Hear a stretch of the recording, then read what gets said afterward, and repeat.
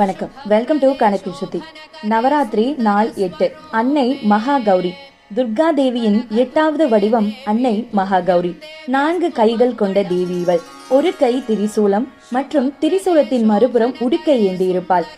2 கைகளில் வரத முத்திரை மற்றும் அபய முத்திரை வைத்து அச்சங்களை போக்கவும் ஆசீர்வதிக்கவும் செய்கிறாள். இவளின் வாகனம் காளை மற்றும் வெள்ளை யானை வாகனத்தில் நமக்கு காட்சி தருகிறாள். மகா என்றால் பெரிய அல்லது மிகுந்த என்று பொருள். கௌரி என்றால் ஒளி அல்லது தூய்மை என்று பொருள். மிகுந்த ஒளி கொண்டவள் அல்லது நிலவை போல பிரகாசிப்பவள் என்று அர்த்தம்.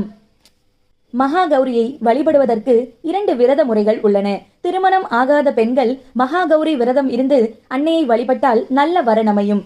திருமணம் ஆன பெண்கள் மகா கௌரி விரதம் இருந்து வழிபட்டால் கணவனின் நலன் நன்றாக இருக்கும்.